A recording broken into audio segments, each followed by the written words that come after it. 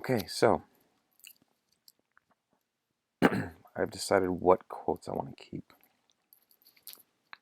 So the ones with the numbers, plus 10, plus 10, 0. So I'm actually going to cut out the other ones. Like pretty much the first ones and then the last ones. So like 1, 2, 3, 4, 5, 6, 7, all cricket negative. Not going to do this one. I don't think there's enough meat there. I think there's other quotes that are much, much better. So I'm going to exit that out.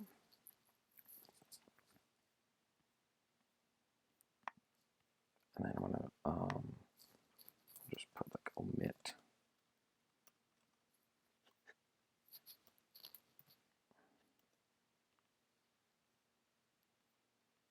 And then we probably want to,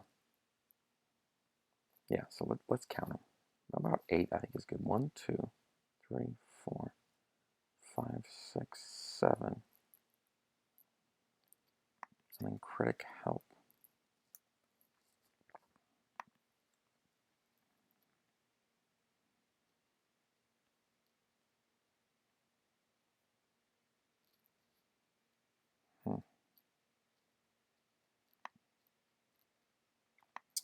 I like this, but we might be able to put this in the intro. So let's call this intro or conclusion, because that's such a great quote. We're off full stop, but never so well expressed. And we can make a note that like perhaps it's no coincidence that this memorable quote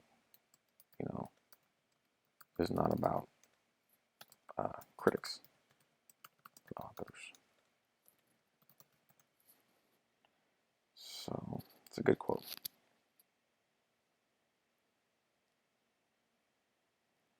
And this is long. Plays are blame the writing but the men.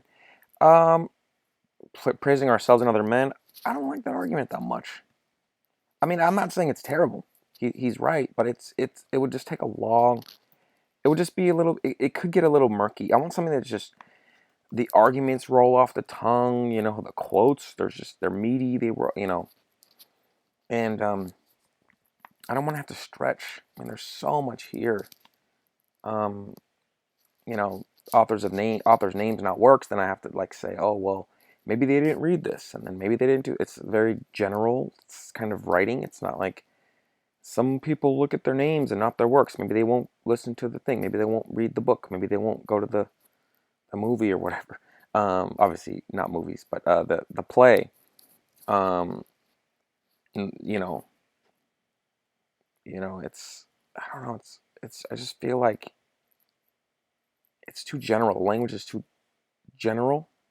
It's kind of hard to explain, but I don't like that as much as this other stuff. This other stuff's just I feel like I hate to use this word because you guys probably think I'm crazy, but I feel like it'd be more fun to argue the quotes we got here, you know? And remember, not even more fun, but also aiming towards the thesis. Maligns the critic more harshly, parts 1 and 2. So that's all we're arguing. We're not going to argue that he maligns the critic more harshly throughout the whole thing. We're not going to argue that. We're just saying in part 1 and 2. You don't have to argue the world. So, all right, 1, 2. So let's do 1, 2, 3, 4, 5, 6, 7. And then critic help.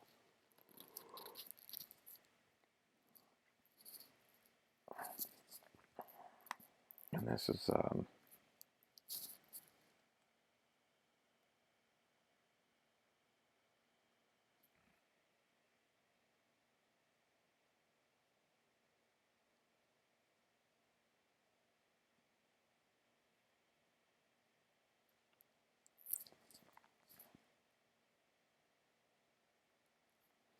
so since none can compass, yeah, this could be a double meaning where it can be like no book can compass, can encompass more than the author intends, right? So focus on the writer's end. But it also could be talking about the critic, since no critic can write a better criticism than what the author intends. And this could be an argument that I'm thinking of now, that maybe the teacher's like, oh, that's a really good point. I like that you picked that up. I don't have that many students that explicated that line in that way and looked at both potential meanings and da da da. You might have another, so I might get like a +1 on that. Like I might get extra bonus points on that. Not, but um, I might get like a check on that. But another teacher might look at that and be like, nope, bad analysis. And I've had that happen before. I've had that happen where I thought I wrote a really, really good essay, um, I think I got like a B- or something, and I thought it was really good. I showed my counselor. This was in undergrad. I showed my counselor, and she was like, "No, this is good. You support your thesis," and but the instructor didn't. She didn't agree with my analysis, even though I brought textual evidence. So you know that's another reason too why it's important to grease the wheels a bit. Get to know your teachers, and I don't know. I went to office hours a couple times, and I was very. I mean, we could talk about this in another video, but I've always been very keen on making sure that my teachers know who I am, and then making sure my teachers know that I'm committed to trying to do well. But it doesn't always work out the way you want it to work. So, and that's what's tough about um, sometimes about literature classes or history, etc. But you still gotta get out there and fight.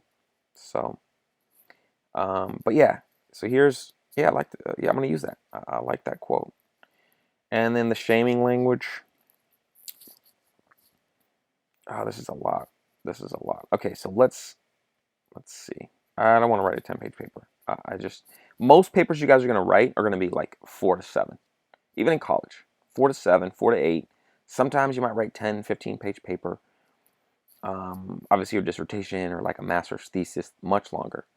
But and they're very different. They're more thorough and more wide-reaching. And but in terms of one piece, one play, one book, it's usually going to be like 4 to 7, maybe 4 to 8. Same thing in history papers, humanities, social sciences. Okay, so 1, 2, even psychology, sociology. 1, 2, 3, 4, 5, 6, 7, 8, 9, 10, 11, 12. That's a lot. So what we'll do is this. We will, like these long ones, we'll just trim them down to like the 2 key lines. Like all seems infected.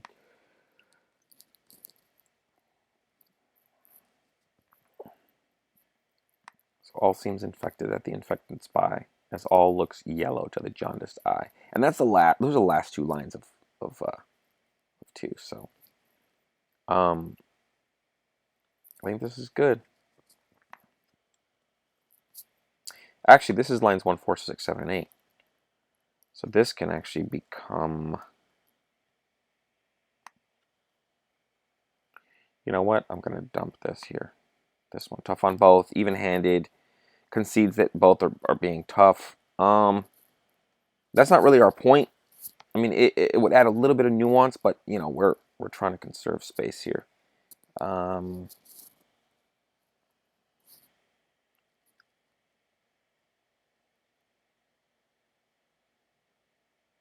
And it's risky. I mean, everything you do, there's no guarantee you're going to get an A. It's not like math. Math, if you get the right answer, get the right answer. And teacher might be like, hey, you got to show your work, but if you get the right answer and you show your work, you'll get full points. So that's what makes it more fun, maybe more interesting, maybe easier in some ways because you can try to hide your flaws in writing. But it's also more challenging because it seems more nebulous. The grading, you might feel like the grading is a little bit more nebulous, and that's why you got to be really a lot more, even more strategic. I believe in these classes. So okay, so are not critics to their judgment too? Well, the fact that he's ending, this is not that strong of an argument. It's good, but it's not. I want to trim. I want to trim. I like it a lot. I mean, it's a great quote, but it doesn't really show. It's pretty even-handed overall, even though it ends with saying, "But aren't critics, aren't they partial to their own stuff too?" I want to see negatives. This guy's saying, Alexander Pope is saying, most have the seeds of judgment in their mind. Most. Um, I'm gonna actually dump this one too. All fools have still an itching to deride. So they, because then I'm gonna argue, all fools, is he calling all critics fools? And then also there are who judge still worse than he can write.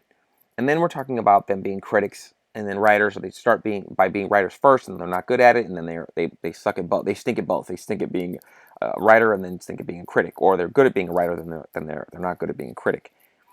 Um, I just I don't think that that's as strong for a 4 to 8 page paper. I think we have much better, stronger, more clear arguments. And again, guys, a lot of this is just practice. It seemed like this stuff is just willy nilly, but it's just practice. Writing papers, reading, paying attention in class, working hard, trying to do the best job. Each paper, best job you can do. Not just like, oh, I got to do this. But that's how the stuff gets just faster.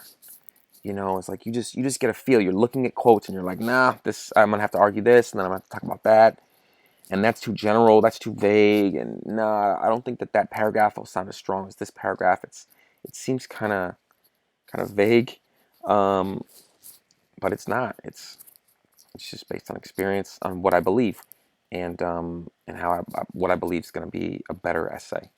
So okay, so 1, 2, 3, 4, 5, 6, 7, 8, and then this is like 9, and this is 10. Yeah, this is more in line with what I think we can handle.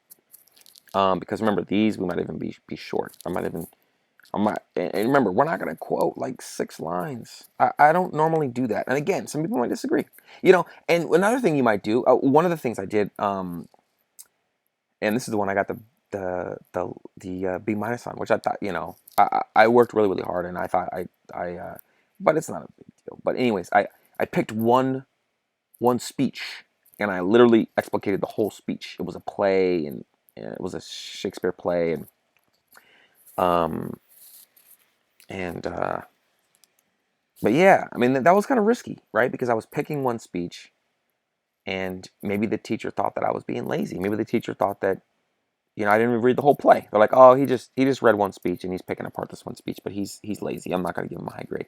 You never know. I'm not saying this happens a lot. I'm just saying it was a risk.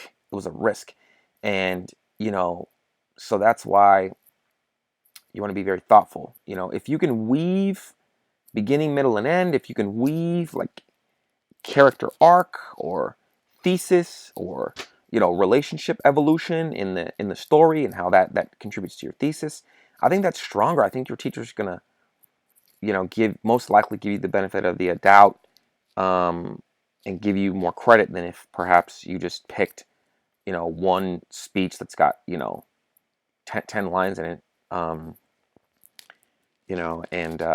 then you focus on that. So yeah, I don't know. I'm not trying to psychoanalyze my teacher from 15 years ago, but I got to talk about it because this is how I believe that I'll be able to be of help if I can just shed some light on perhaps what I think I might have done wrong, or what perhaps I might have done better.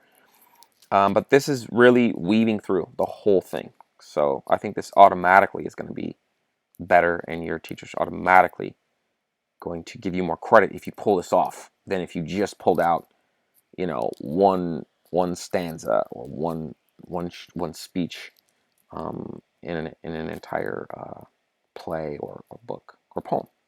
So okay, so 1, 2, 3, 4, 5, 6, 7, 8, 9, 10. I like it because this we probably will dump either this one or this one.